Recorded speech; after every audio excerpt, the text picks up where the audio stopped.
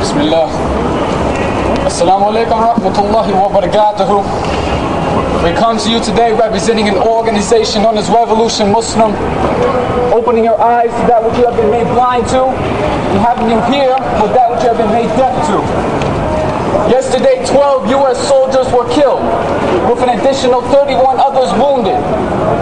What is so significant about this report? Don't we hear this every day in the news? What's so significant about this is it did not take place in Afghanistan. It did not take place in Iraq. It took place right here in the belly of the beast, the United States of America, on their own soil, carried out by a man named Nabal Hassan, Major Nabal Hassan, who is reported to have, when he shot down these 12 American soldiers, he shouted, Allahu Akbar, Allahu Akbar, Allahu Akbar. I would want you all to know something very important about this. This did not take place at a hospital. This was not a civilian target. Not a school, not a hotel, nothing else. It took place at a military base. America, as judgmental as they are so quick to condemn the Mujahideen for indiscriminately targeting civilians, particularly American or British civilians. But here it is, the Mujahideen targeting a military target. Yet we see the contrast to that compared to American military tactics in which they drive drones over the borders of Afghanistan and Pakistan, indiscriminately killing Pakistanis. A U.S. drone does not tell the difference between a man, a woman, a child, an elder, an insurgent, a militant, a member of the Taliban, or a member of Al-Qaeda. It does not tell the difference. But yet here it is, the so-called terrorists making sure specifically to target military targets. It is American policy. It is American policy to target civilians. American policy in the Middle East and the Muslim lands is not to liberate, it is to exterminate. That is American policy for your brothers and sisters. America in its history has supported massacres, genocides, ranging from Indonesia, Kashmir, Shishan, Bosnia, everywhere that you can think of. Anywhere that people say La ilaha illallah, they have supported these genocides, these holocausts. It would be foolish for us to think that this was such a sudden outburst of violence as President Barack Obama tried to declare. This was not something that was random. This act of violence that took place at Fort Hood was not something out of the blue. It's not an outburst of violence. What this was something which was premeditated, something planned, and something instigated.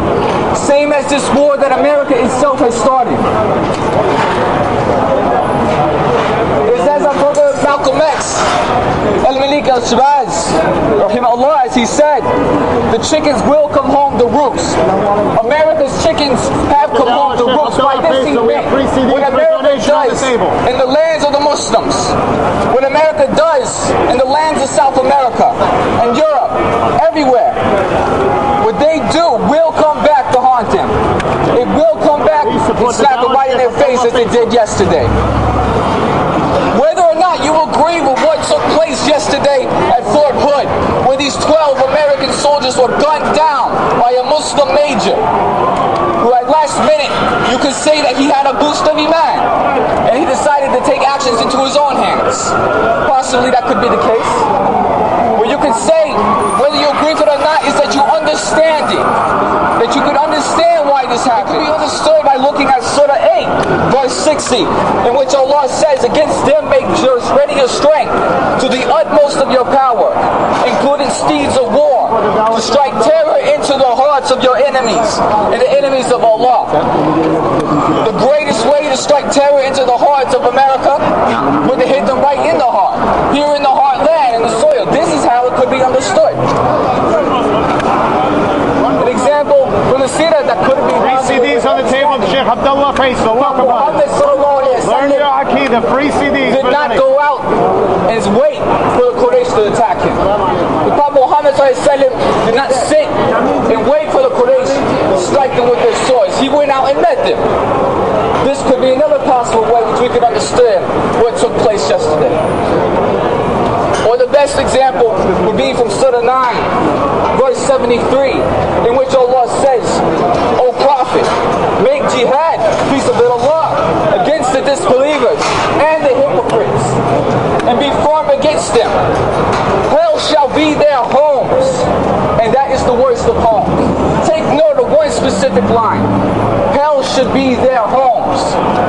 The message that should be taken from what took place yesterday at Fort Hood, in which 12 American soldiers were killed, is that this war which America had begged for, that they instigated and that they started, the attackers wanted to make clear that this war will not simply be fought on Muslim soil, on Muslim lands. The blood of American military personnel will not simply run in the streets of Baghdad, Fallujah, Kabul, or through the mountains of Afghanistan. What the attacker who attacked Fort Hood yesterday wanted the Muslim Ummah and the people of America to understand is that this war will be fought on American soil. That the blood of these American military personnel will run in the very streets that they were raised in. This is what the attacker wanted you to understand.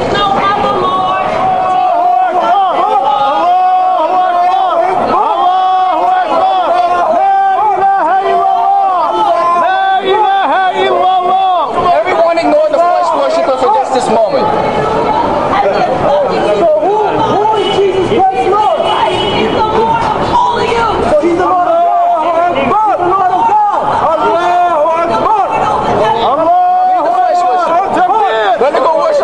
God, let her go do that.